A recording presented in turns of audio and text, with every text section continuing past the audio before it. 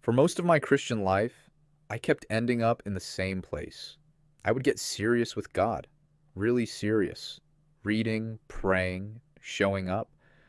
Something would shift, hope would return, fear would quiet.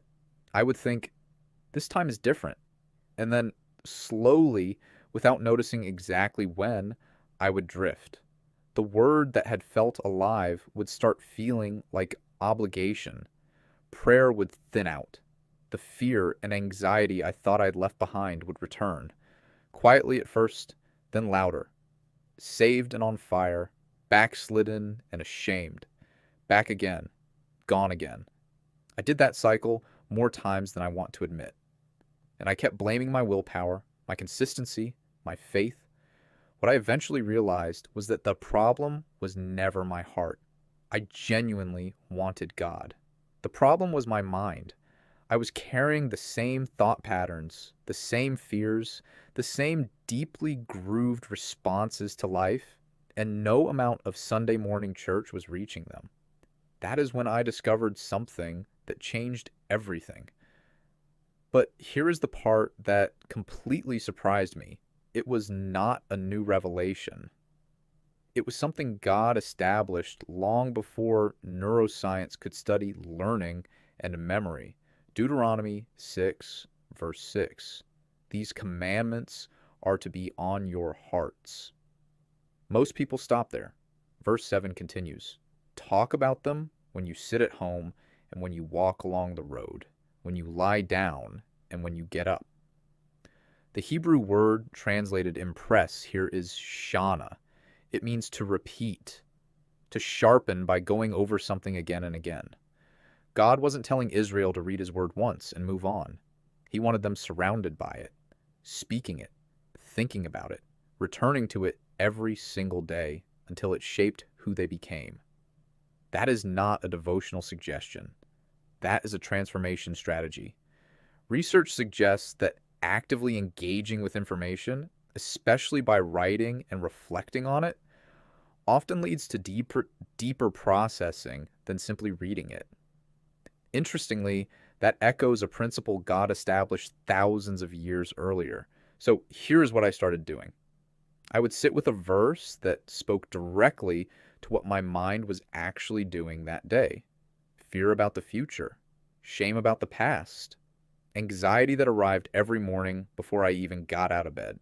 I would read it slowly, study it, write it by hand, then speak it aloud, and come back to it the next day. Around the 30-day mark, something started changing that I couldn't ignore. Then one night I realized I had slept through the night. No 2 a.m. replaying. No waking up already anxious. I remember lying there thinking, when did this change? Then I noticed something else. The fear that used to greet me every morning wasn't arriving first anymore. The thought patterns that had felt like fixed features of who I was began to loosen. I wasn't trying harder. I was renewing. Romans 12:2, be transformed by the renewing of your mind. I had read that verse for years. I'd never understood it as a daily practice until I started living it. The Holy Spirit works through God's Word. He had always been willing to do this work in me. I just never consistently placed myself under His Word long enough for that work to take root. We show up. He transforms. But there was one problem I still hadn't solved.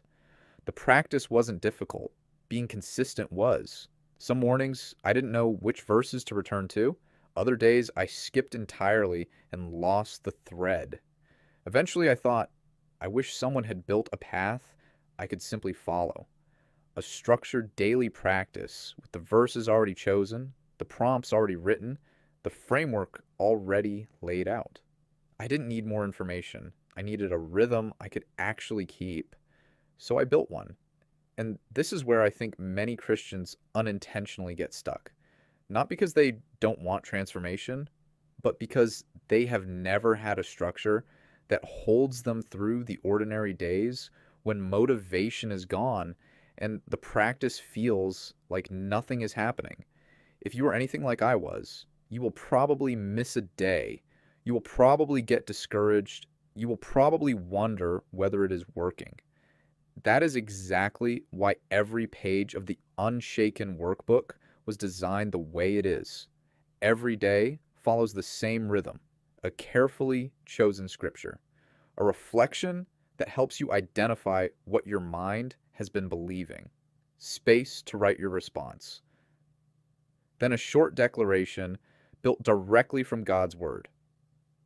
The goal isn't filling out another workbook, it's training your mind to return to truth every single day. 66 days, 3 phases: diagnose, renew, root. From naming what the mind is doing to daily engagement with Scripture to the new patterns becoming the default. The link is in the description. Instant digital download. Complete it on screen or print it and write by hand. The practice is what matters. Tomorrow morning, before your phone, before the news, before the worry finds you, open God's Word.